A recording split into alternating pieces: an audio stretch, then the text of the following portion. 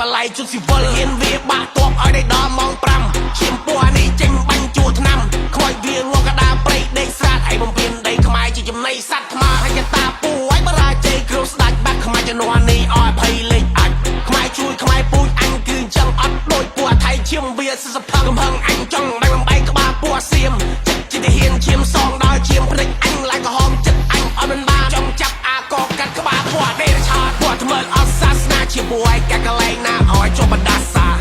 ពួកថ្មើលអត់សាសនាស្រែកឃ្លានដីខ្មែរគ្រប់ចំនួនខ្សត្រាពួកថ្មើលអត់សាសនាជាពួកឯកាកលែងណាឲ្យជាប់បណ្ដាសាពួកថ្មើលអត់សាសនាស្រែកឃ្លានដីខ្មែរគ្រប់ចំនួនខ្សត្រាបាក់ខ្មែរមួយស្មើនឹងបាក់ខ្មែរមួយនគរបុកអត់ចូលពេលខ្មែរក្រោកឈរយាយត្រូវតែដឹងឈាមអញអាសាអង្គរ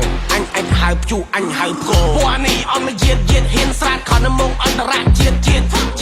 យល់ល្បិចពួកនេះពិនខាងផោភូចាញ់ក្នុងសមរភូមិចាញ់ទាំងការទូដាច់ក្បាលដាច់ដីដាច់ជើងណាប់ឯងនឹកកើនបែរតែហ៊ានលោក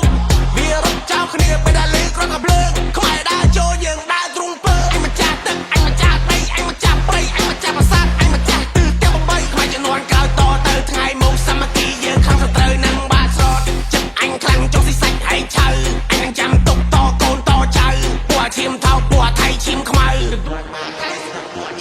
ដកទុំជាតិចោលជន់នៅលើដីមកចន្ទកោដើរចូលយើងដើរទុំជ័យនេះជាទឹកដីអញសុំស្ដាប់ពួកដេរថៃខ្មាំងបរាជ័យខ្លាចជាកំដរដីយើងត្រូវការសក់សិនតែភាពបើមានអ្នកជ្រៀតយើងត្រូវតែតដៃ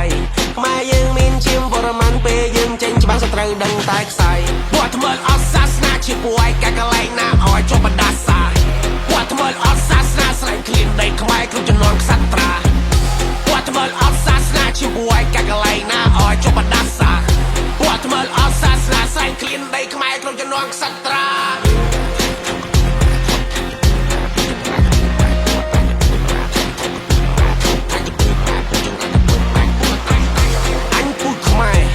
មិនមែនអ្នកជំនឿស៊ីឲ្យពូឯងមកជន់ឆ្លៀឲ្យផ្ដាំតកូនតចៅឯង